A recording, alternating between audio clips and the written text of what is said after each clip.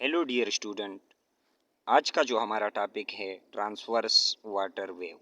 इससे related MCQs को solve करने की कोशिश करते हैं। फर्स्ट ऑब्जेक्टिव का गिवन डेटा है, in a transverse wave the particle of the medium executed simple harmonic motion. Transverse wave के पार्टिकल जो हैं, मीडियम के पार्टिकल, वो सिंपल हार्मोनिक मोशन करते हैं, लेकिन अलोंग किस डायरेक्शन में करते हैं? It right angle to the wave direction, wave की डायरेक्शन के राइट एंगल बनाते हैं वेव की डायरेक्शन के साथ, या पैरेलल होते हैं पार्टिकल, या some time parallel some time perpendicular to the wave direction, या नन ऑफ द अबव। ये हमारे पास एक गिवन ट्रांसवर्स वेव है और ये इसके पार्टिकल हैं। हमें पता है ट्रांसवर्स वेव सॉलिड मटेरियल में जनरेट होते हैं, ये एक जगह से दूसरी जगह फ्रीली मूव नहीं करते। अगर ये वेव की डायरेक्शन है तो particle perpendicularly along the wave direction क्या करेंगे? ओसिलेट करेंगे। तो यहाँ जो करेक्ट ऑप्शन है वो है कि पार्टिकल जो है वो मूव करेंगे along the equilibrium point, up to down move करेंगे, लेकिन एक जगह से दूसरी जगह कम्प्लीटली तौर पर वेव की डायरेक्शन में मूव नहीं कर सकते। तो ये डायरेक्शन के साथ कार्ट या स्ट्रिंग या जो भी सॉलिड मटेरियल जिसमें ट्रांसवर्स वेव बनते हैं, इसके पार्टिकल वेव की डायरेक्शन के साथ 90 डिग्री बनाते हैं। नेक्स्ट ऑब्जेक्टिव है, a well produce water wave crust having amplitude 1.2 meter. Well की वजह से वाटर में वेव जनरेट हुए हैं और उस वेव की क्रस्ट जो है उसका एम्पलीट्यूड, जिसको मैंने ऐसे जाहिर किया है, 1.2 मीटर है एवरी 0.40 सेकंड, और टाइम जो दिया है 0.40 सेकंड पे ये वेव जो है, इसका क्रस्ट जो है वो जनरेट होता है। If the water wave travel at 4.5 meter second, और ये वेव जो जनरेट हुए हैं वाटर वेव, अगर ये 4.5 मीटर के साथ मूव कर रहे हैं, the wave length of the wave, तो इस वेव लेंथ, इस जो वेव जनरेट हुए हैं, इसकी वेव लेंथ किस चीज़ के बराबर होगी?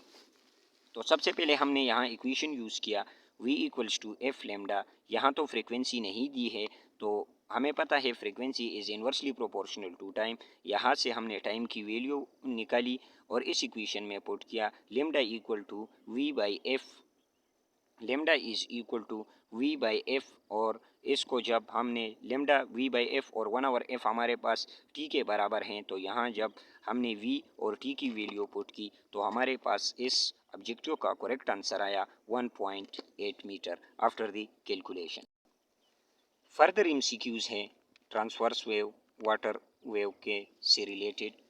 The distance between the two consecutive crust or trough of the transverse wave is equal to dash. तो ये क्रस्ट है और ये ट्रांसवर्स वेव का ट्रफ है। तो क्रस्ट और ट्रफ दोनों की कम्बिनेशन हमें एक कंप्लीट वेव देती है, जिसको मैंने प्रीवियस वीडियोस में एक्सप्लेन भी किया है। फर्दर ऑब्जेक्टिव है, the energy of the water wave is most closely related to its dash frequency, wavelength, period and amplitude। यानी किसी भी वेव का की एनर्जी जो है वो किस चीज़ से रिलेटेड होती है? वेव की फ्रीक्वेंसी से, वेवलेंथ से, पीरियड से, एम्पलीट्यूड से। तो एनर्जी का रिलेशन वेव की एम्पलीट्यूड के साथ होता है। नेक्स्ट एमसीक्यूज है, the distance which is travel finite velocity through a medium remain unchanged in the type is travel is dash resonance beat wave, a wave या wave form of simple harmonic motion। The disturbance of a travel finite velocity through a medium remains unchanged, तो ये होगा a wave, ये एक wave होगा। The crust of a travel transverse behave like a dash। इस wave इस MCQs को already previous videos में मैं एक्सप्लेन कर चुका हूँ। ये है कन्वेक्स लेंस। नेक्स्ट ऑब्जेक्टिव है, if the wavelength of the transverse wave is 2 centimetre and the period is 2 second, the wave speed in the CGS system. Lambda हमारे पास गिवन है 2 सेंटीमीटर, फार्मूला पुट किया, time भी है, तो इसका correct option है हमारे पास, तो इसकी करेक्ट ऑप्शन जो है वो है 1 सेंटीमीटर पर सेकंड CGS सिस्टम में। नेक्स्ट ऑब्जेक्टिव है, transverse wave can propagate in dash transverse wave propagate करते हैं कौन से मीडियम में, सॉलिड, लिक्विड, गैस या नन ऑफ द अबव। तो ट्रांसवर्स वेव जो है वो प्रोपोगेट करती हैं सॉलिड मटेरियल में। नेक्स्ट ऑब्जेक्टिव है हमारे पास, the velocity of the wave is dash. Wave की वेलोसिटी क्या होगी, same is the velocity of particle. ये एक वेव है हमारे पास, इस वेव की वेलोसिटी के बारे में हमसे पूछ रहे हैं कि वेव की वेलोसिटी होगी पार्टिकल की जो वाइब्रेशन है पार्टिकल की वेलोसिटी के बराबर, different from the velocity of the particle. Wave particle से मुख्तलिफ होगी, ये वेलोसिटी वेव की जो वेलोसिटी है वो पार्टिकल की वेलोसिटी से मुख्तलिफ होगी। मे बी सेम और डिफरेंस, कभी सेम और कभी मुख्तलिफ हो सकती है, और नन ऑफ द अबव। तो इसका करेक्ट ऑप्शन है सेम। जब पार्टिकल जिस वेलोसिटी से वाइब्रेट करेगा उसी वेलोसिटी से ये वेव को जनरेट भी करेगा। ऑब्जेक्टिव नंबर 8 को मैं ऑलरेडी एक्सप्लेन कर चुका हूँ। नेक्स्ट ऑब्जेक्टिव है, a transverse progressive wave on a stretch string has a velocity of 10 meter पर second and a frequency of 100 Hz. The phase difference between the particle of string which are 2.5 centimeter apart will be dash.